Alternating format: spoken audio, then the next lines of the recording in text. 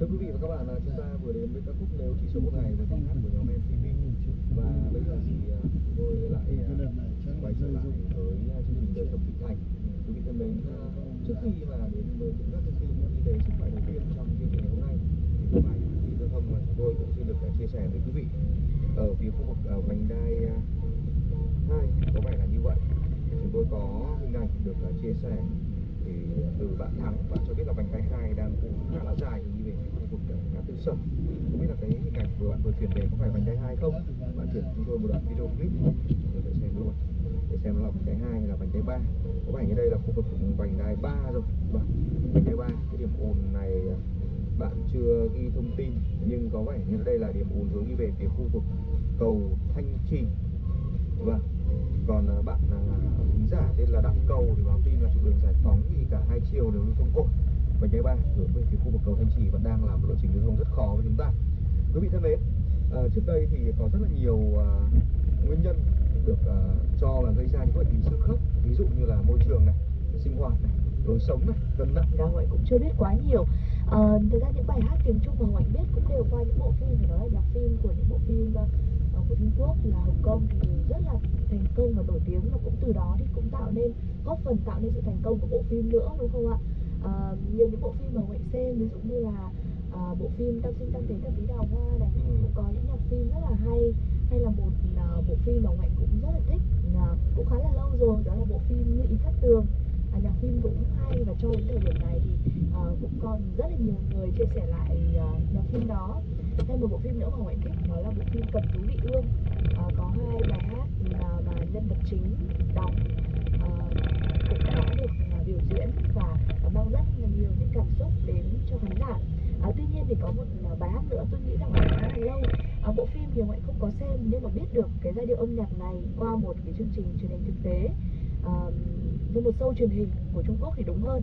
Có một em bé rất là dễ thương đã hát bài hát này với một phiên bản cực kỳ là, tức là không thể nào mà cưỡng lại sự đáng yêu của em bé này. Một bài hát mà mọi người nghĩ rằng là nó sẽ khá là lớn này, khá là dài dặn một chút.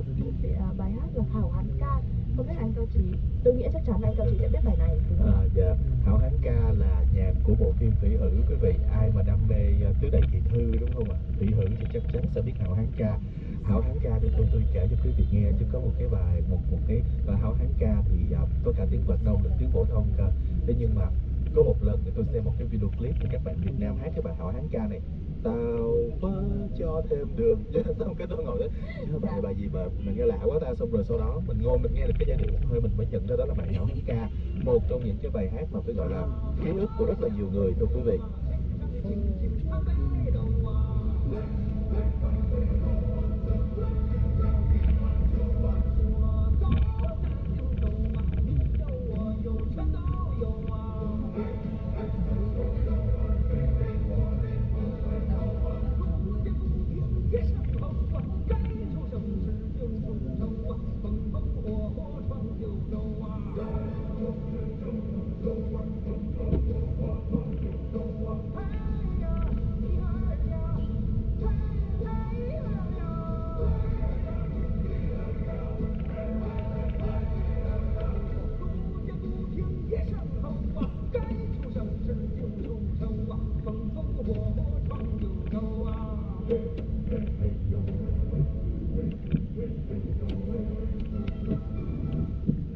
Thưa quý vị, một bài hát rất là quen thuộc đúng không? Nếu như mà ai mà đã từng xem phim Thủy Hử thì sẽ biết ngay cái bài tao phớ cho thêm đường này.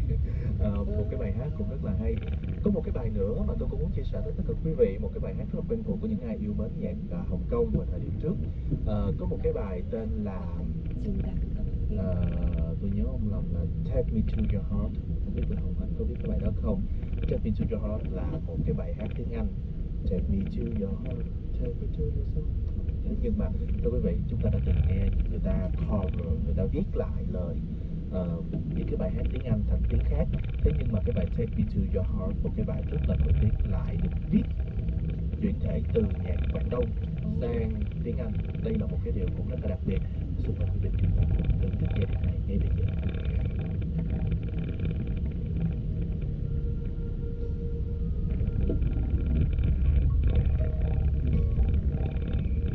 cái ban bất thường, rồi thậm chí Phan Thị Thảo quê ở Con Cuông, Nghệ An, sinh viên năm 3, khoa kế toán học. Xanh sẽ tản xạ khắp bầu trời. Vào ban ngày, cho dù bạn đứng ở bất kỳ đâu và nhìn theo hướng bất kỳ nào, thì một số ánh sáng xanh tản xạ luôn luôn hướng tới mặt bạn. Nếu bạn chú ý kỹ hơn thì khi nhìn càng gần về phía đường chân trời thì bầu trời có vẻ nhạt màu hơn. Đó là do để đến được vị trí của bạn, ánh sáng xanh sau khi bị tản xạ phải đi qua nhiều lớp không khí, một phần tiếp tục bị tản xạ theo hướng khác. Do đó có ít ánh sáng xanh từ phía gần chân trời tiến đến vị trí của bạn so với lượng ánh sáng xanh từ đỉnh đầu của bạn gần nhìn lên đỉnh đầu thì trời xanh hơn.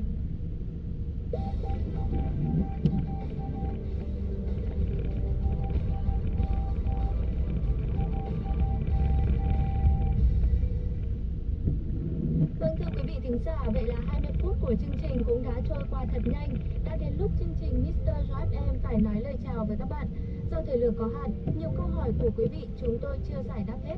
Chương trình sẽ tiếp tục cập nhật và trả lời quý thính giả trong những chương trình tiếp theo.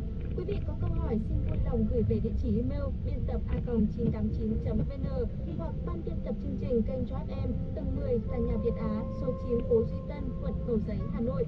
Một lần nữa xin được trân trọng cảm ơn giáo sư, nhà giáo nhân dân Nguyễn Lâm Dũng đã tham dự chương trình ngày hôm nay. Xin được mời quý vị tiếp tục đón nghe các chương trình tiếp theo trên kênh Drive em và phát trực tuyến trên website www.989.vn của chúng tôi.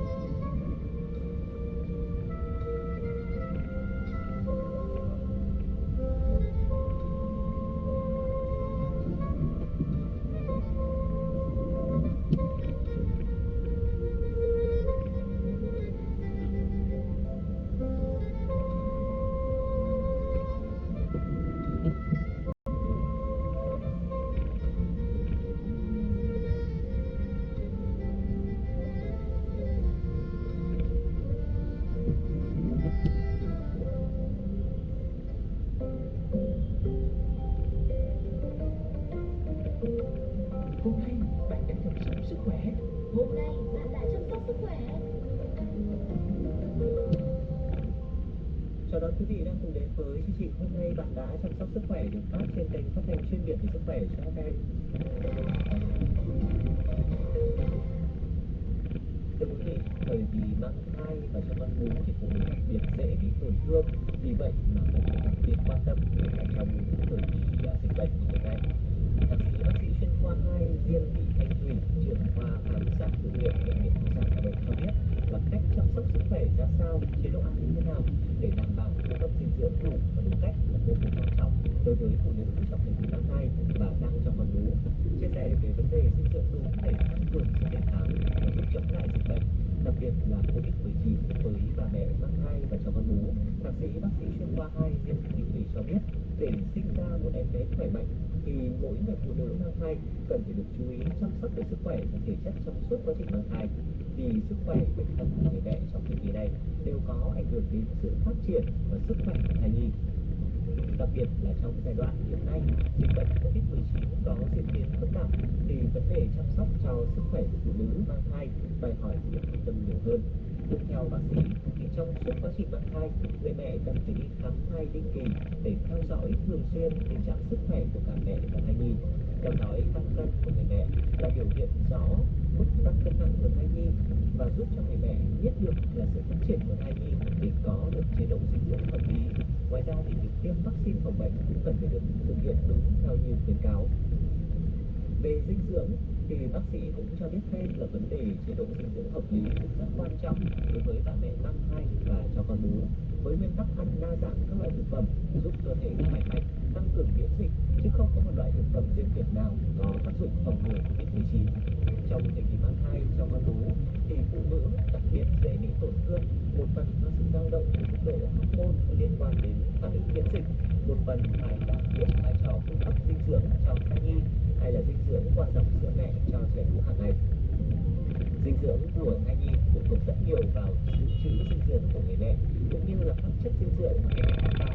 Qua nhau thai thì sẽ nuôi dưỡng thai nhi phát triển khỏe mạnh. Cung cấp dinh dưỡng đủ và đúng sẽ giúp cho các mẹ có sức đề kháng tốt, tránh mắc bệnh và bảo vệ con, giúp con có thể phát triển được tối ưu nhất, cũng là nền tảng cho sức khỏe sau khi sinh. Chăm sóc sức khỏe dinh dưỡng cho trẻ một tháng về đầu đời mang lại rất nhiều những lợi ích vô giá cho trẻ, cho mẹ như là cho gia đình và xã hội. Vì vậy chúng ta cần phải đặc biệt quan tâm hơn là trong mùa dịch COVID-19 này. Chính vì vậy mà bà mẹ mang thai, bà mẹ cho con bú cần phải đảm bảo được mạnh, đầy đủ, cân đối, dinh dưỡng và vệ sinh an toàn thực phẩm. Thưa quý vị, hiện nay là thời điểm thực hiện năm sau mùa, dịch bệnh có thể xuất hiện, trong đó có COVID-19, sốt xuất huyết. Vì vậy mà bà mẹ mang thai hay là cho con bú cũng cần đặc biệt chú ý. Bởi vì khi mà mẹ mắc bệnh truyền nhiễm này thì sẽ bị truyền sang con và nguy hiểm nhất là giai đoạn 5 tháng đầu khi mà em bé chưa phát triển đầy đủ. Năm nay thì đang có dịch bệnh COVID-19 tấn công tất cả mọi người, nguy hiểm nhất là phụ nữ mang thai.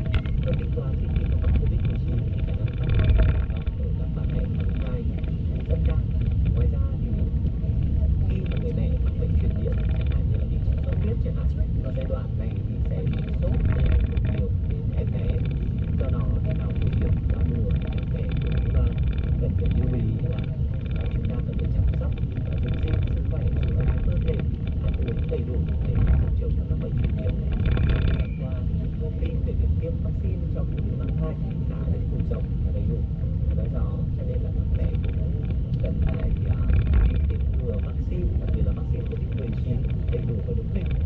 Mục tiêu là các loại vaccine cần thiết theo những khuyến cáo của ngành nhé.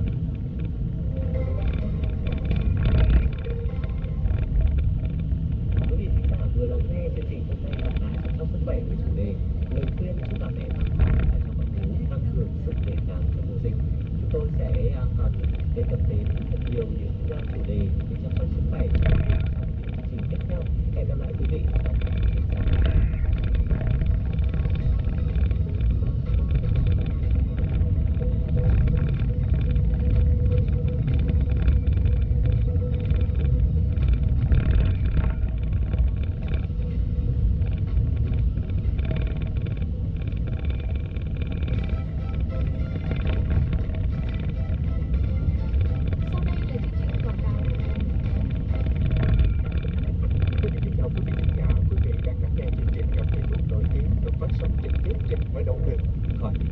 Trực tiếp lên đất.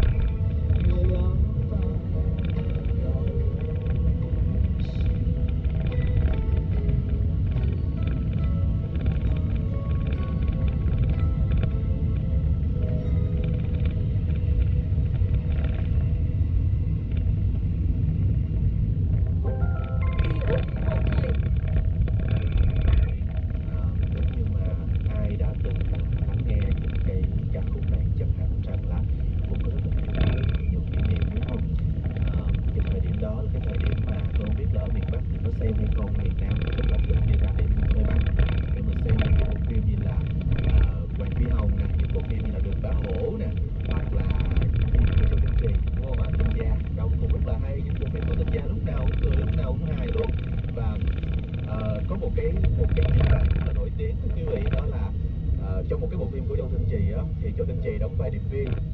Thì trong cái giống như là một cái trụ sở của điệp viên vậy đó, thì luôn luôn là có những cái ông tiến sĩ, đúng không? Không hẳn có phim Mỹ sẽ thấy điều đó. Thì ở trong cái trụ sở đó cũng vậy, có một ông tiến sĩ chuyên gia sáng chế ra những cái đồ cho điệp viên đi gọi là đi thám thính. Thì ông tiến sĩ này có chế ra một cái cây đèn tên là đèn Thái Dương Năng. Đèn Thái Dương Năng có nghĩa là sao? Có nghĩa là nếu như có ánh sáng thì nó sẽ sáng, còn không có ánh sáng thì nó không sáng.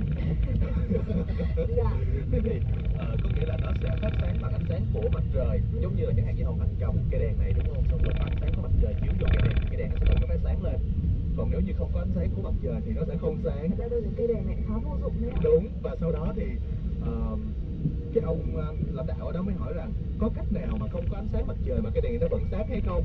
Thì ông tiến sĩ trả lời có một cách là anh hãy dùng một cây đèn khác chiếu vào nó thì nó sẽ sáng. Ôi, một cái bộ phim rất là vui và tôi nhớ được từng chi tiết, từng tình tiết. Thưa quý vị, rõ ràng là nền điện ảnh nào cũng thế đúng không ạ? Đối với bản thân tôi thấy một điều như thế này. Hàn Quốc có những bộ phim chẳng hạn như là Nấc thang lên thiên đường, có những bộ phim như là Bác sĩ Bóng Đăng Khi vân vân, hoặc là thời mới bây giờ thì có Hạ cánh nơi Anh, rồi ngày xưa thì có cả Vườn Sao Băng. Thế mà chúng ta thích những cái bộ phim đó thì Hồng Kông họ cũng có những cái bộ phim để lại những cái ký ức rất là nhiều, chẳng hạn như Gia đình vui vẻ của Tiết Gia Yến, hay là những cái bộ phim mà gọi là Công chúa Giá Đáo nè, vân vân, cũng rất là nổi tiếng luôn. Rồi thời mới một chút nữa thì có Cung Tâm Kế, rất là nhiều những cái bộ phim như vậy thưa quý vị. Và mong rằng là ký ức một thời ngày hôm nay cũng đã mang lại cho quý vị những cái cảm xúc khi mà nhắc lại những cái bộ phim Hồng Kông ngày xưa. Còn bây giờ thì chúng ta sẽ cùng thư giãn với một ca khúc trước khi mà chúng ta đến với những nội dung tiếp theo của chương trình ngày hôm nay quý vị nhé. Xin mời quý vị chúng ta cùng đến với ca khúc được mang tên là Rung Động qua tiếng hát của ca sĩ Hoàng Thùy Linh.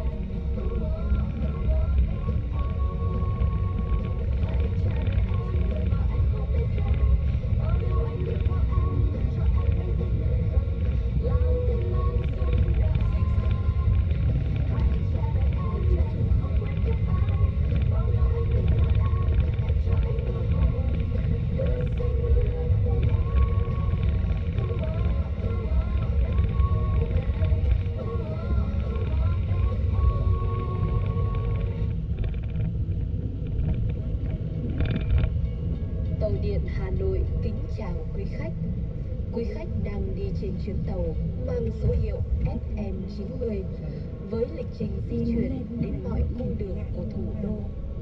Hãy chú ý ngồi đúng vị trí và giữ tần số FM 90 MHz để cập nhật những thông tin mới nhất từ chúng tôi. FM 90 chào Hà Nội và nhịp từng hơi thở. Dậy trên con phố ta mơ màng, sóng FM 90 đã sẵn sàng. Cả bốn mùa âm thanh luôn cạnh đó. Thu Hà Nội một cây vàng lá đỏ, đông gió lạnh một bằng những cơn mưa. Xuân thì thầm Hà Nam giấc mơ chứa. Đưa FM 90 vào bài hát. Cùng Hà Nội có cánh sóng bay xa. Thông tin hay hấp dẫn đến mọi nhà. Chúng tôi là kênh FM 90. FM 90 sẽ đồng hành cùng các nhãn hàng, sản phẩm, đưa thương hiệu doanh nghiệp đến gần hơn với công chúng. Thông qua các chương trình hot phát sóng hàng ngày, FM 90, kênh giao thông đô thị, hòa nhịp từng bước đi. FM 90. Thưa quý vị, chúng ta cùng quay trở lại với Hà Nội sáng của ngày hôm nay trên làn sóng của FM 90. Bây giờ là 9 giờ 36 phút và chúng tôi cũng xin được cập nhật đến cho quý vị một số những thông tin trong bản tin đọc báo Blog Web. Thưa quý vị, Bộ Y tế đã phê duyệt 2 loại vaccine COVID-19 để tiêm cho trẻ em. Tại hội thảo tuyên truyền nghị quyết số 128 của Chính phủ ban hành quy định tạm thời thích ứng an toàn, linh hoạt, kiểm soát hiệu quả dịch COVID-19 với quyết định số 4800 của Bộ Y tế ban hành hướng dẫn tạm thời thực hiện nghị quyết số 128 do Bộ Thông tin và Truyền thông chủ trì, phối hợp với Bộ Y tế tổ chức vào sáng ngày hôm qua. Thứ trưởng Bộ Y tế Đỗ Xuân Tuyên cho biết, Việt Nam đã tiếp cận được 107 triệu liều vaccine COVID-19 và hiện đã tiêm hơn 78 triệu liều. Số vaccine về đến Việt Nam đã được phân bổ cho các địa phương. Và Thứ trưởng Đỗ Xuân Tuyên cũng nói thêm, việc tiếp cận vaccine phòng COVID-19 tuy tích cực thế nhưng số lượng về chưa đạt yêu cầu, đặc biệt là vaccine cho trẻ em. Thứ trưởng Đỗ Xuân Tuyên cho biết, Hội đồng chuyên môn của Bộ Y tế đã họp quyết định tiêm vaccine phòng COVID-19 cho trẻ em theo lộ trình tại những khu vực nguy cơ cao. Hiện mới có 2 loại vaccine phòng COVID-19 được cấp phép có thể tiêm cho trẻ em là Pfizer và Moderna của Mỹ. Tuy nhiên, Việt Nam hiện chỉ có một loại vaccine phòng COVID-19 tiêm cho trẻ em, đó là Pfizer.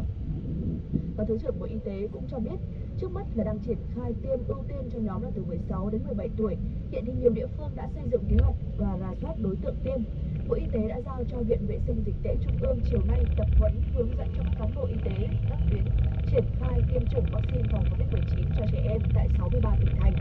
Việc tiêm cho trẻ em chủ yếu thực hiện ở các trường học, tiếp theo là ở các trạm y tế, các trung tâm y tế và các bệnh viện với trẻ có bệnh nền hay béo phì. Làm sao để công tác tổ chức tiêm chủng vừa nhanh chóng, thuận tiện, đồng thời đảm bảo an toàn.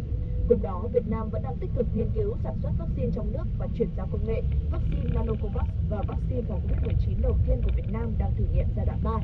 Lãnh đạo Bộ Y tế cho hay, hiện thì tình hình chung về vaccine trên thế giới rất khó khăn. Lãnh đạo nhà nước đã tích cực đàm phán ngoại giao vaccine để có thể có được nguồn vaccine tiêm cho người dân. Còn về vấn đề xét nghiệm người về từ vùng dịch, Thứ trưởng cũng cho biết, trong thời gian qua thì một số lượng lớn người dân đã di chuyển đến các địa phương có số mắc cao, tiềm ẩn nguy cơ lây lan dịch bệnh. Một số địa phương nơi người dân trở về đã ghi nhận những trường hợp mắc bệnh trong cộng đồng. Và đối với chùm nhiều ca mắc trong ngày, nên Bộ đã có bổ sung yêu cầu tiếp tục theo dõi sức khỏe để tránh lây nhiễm ra cộng đồng. Bộ Y tế đề nghị các địa phương tăng cường chủ động giám sát, xét nghiệm các trường hợp có nguy cơ cao nhất là những điểm có người từ thành phố Hồ Chí Minh, Long An, Đồng Nai, Bình Dương và các địa bàn dịch Covid-19 cấp độ 3 hay cấp độ 4. Chuyển sang với thông tin đáng chú ý khác cũng liên quan đến tình hình tiêm vaccine cho trẻ em. Thì các địa phương cần lập danh sách trẻ bao gồm cả trẻ lang thang, cơ nhỡ, không có hộ khẩu thường trú nhưng có mặt tại địa phương trong thời gian tiêm chủng. Nhằm thống nhất công tác triển khai tiêm chủng vaccine COVID-19 cho trẻ em từ 12 đến 17 tuổi với mục tiêu đảm bảo tiêm chủng an toàn. Chiều ngày hôm qua, Bộ Y tế tổ chức tập huấn trực tuyến cho 63 tỉnh thành phố hướng dẫn triển khai chiến dịch. Tại hội nghị, bà Dương Thị Hồng cho biết vaccine Pfizer và Moderna đã được Bộ Y tế phê duyệt có chỉ định tiêm cho đối tượng từ 12 đến 17 tuổi. Các kết quả nghiên cứu của nhà sản xuất cũng cho thấy tiêm vaccine cho trẻ em trong độ tuổi này có hiệu quả phòng bệnh tương tự ở người lớn và người cao tuổi. Vaccine Pfizer sử dụng cho trẻ em trong độ tuổi này cùng loại vaccine cho người lớn, cùng hàm lượng với 0,3 ml mỗi liều và đường dùng tiêm bắp. Lịch tiêm gồm 2 mũi, khoảng cách giữa 2 mũi từ 3 đến 4 tuần. Chiến dịch tiêm vaccine phòng COVID-19 cho trẻ từ 12 đến 17 tuổi sẽ triển khai trên toàn quốc từ đầu tháng 11 theo hình thức cuốn chiếu và có lộ trình từ lứa tuổi cao đến thấp, tiêm trước cho lứa tuổi 16 đến 17 tuổi và hạ dần. Về kế hoạch triển khai thì đối với trẻ đi học, Bộ Y tế cho biết để đề nghị Sở Giáo dục và Đào tạo các địa phương lập danh sách các trường học trên địa bàn bao gồm trại giáo dưỡng, trung tâm bảo trợ xã hội, trẻ trong độ tuổi từ 12 đến 17 tuổi, chỉ đạo nhà trường lập danh sách theo lớp, bao gồm tất cả các học sinh trong lớp.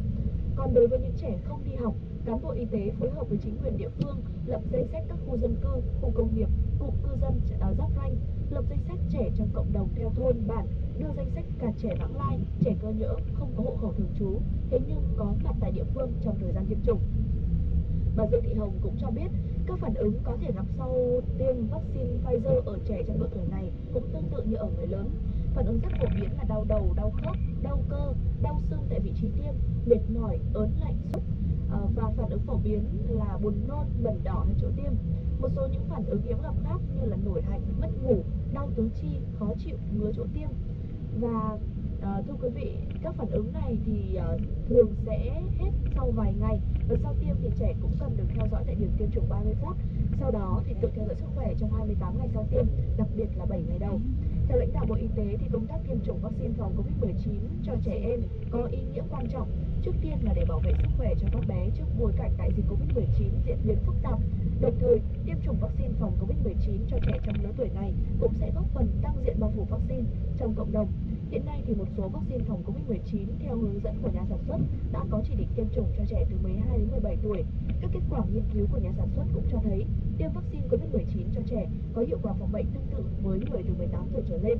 Chính vì vậy, ở nhiều quốc gia trên thế giới cũng đã triển khai tiêm vaccine phòng Covid-19 cho trẻ em trong lứa tuổi này từ 12 đến 17 tuổi. Tại Việt Nam thì song song với tổ chức chiến dịch tiêm chủng cho trẻ từ 12 đến 17 tuổi, Bộ Y tế cũng yêu cầu các địa phương cần đẩy nhanh tiến độ tiêm vaccine phòng Covid-19 mũi 1, bao phủ vaccine cho nhóm người từ 50 tuổi trở lên để bảo vệ họ trước nguy cơ mắc bệnh nặng và giảm nguy cơ tử vong nếu không may mắc bệnh. Đó là những thông tin liên quan đến việc tiêm vaccine cho trẻ em cũng xin được truyền tải đến với quý vị thính giả. Và bây giờ đây thì quay trở lại với một giai điệu âm nhạc mà thính giả cũng đã yêu cầu. Ca khúc mang tựa đề Đừng Lo qua sự thể hiện của Vicky Nhung, một yêu cầu đến từ thính giả có nick Facebook là Hương Mai. Mời quý vị cùng đón nghe.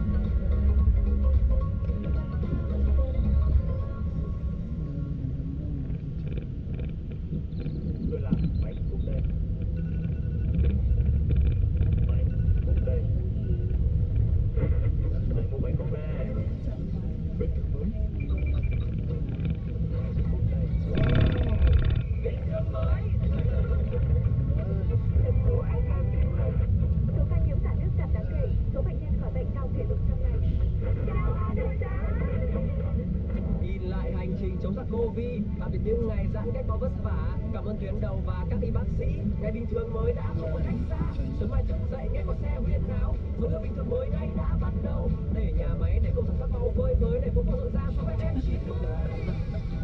Từng miền Nam ca chúng ta cùng đồng lòng và một niềm tin thắp lên trong trái tim, cùng chung tay quyết tâm vượt khó khăn trong ngày, mang bình an cho mọi nhà.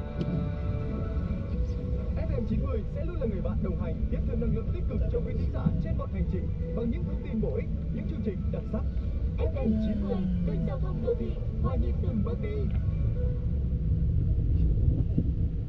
Thưa quý vị, bây giờ thì chúng ta quay trở lại với chương trình. Đồng hồ cũng đã điểm là 9 giờ 47 phút rồi.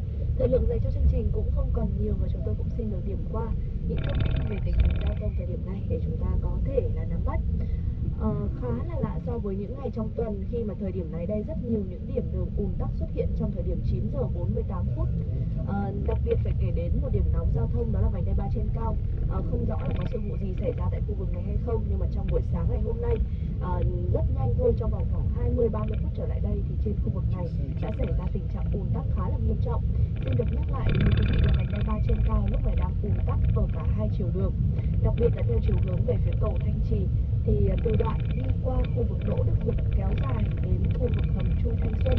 Đây là điểm ùn tắc đầu tiên mà chúng ta sẽ gặp phải khi mà di chuyển theo lộ trình này. Và điểm tiếp theo đó chính là đoạn đi qua khu vực trường Đại học Thăng Long và kéo dài đến hết khu vực đoạn đi qua bán đảo Hồ Linh Đàm. Quý vị thính giả chúng ta cũng hãy thật sự lưu ý và hy vọng rằng là quý vị cũng sẽ thật bình tĩnh để có thể đi qua được khu vực này trong thời điểm hiện tại, và mong rằng là tình trạng này cũng sẽ nhanh chóng được cải thiện. Và chuyển sang với một thông tin đáng chú ý khác tại khu vực Trường Chinh. Lúc này đây thì Trường Chinh cũng ghi nhận tình trạng ùn tắc ở khu vực này, đoạn đi qua ngõ 199 phố Phương Thượng đấy ạ, và kéo dài về khu vực ngã tư Sở. Khu vực Nguyễn Trãi cũng như vậy, cũng có lượng phương tiện tập trung lớn tại khu vực này và gây nên những xung đột giao thông tại khu vực ngã tư Sở. Và chiều ngược lại của Trường Chinh thì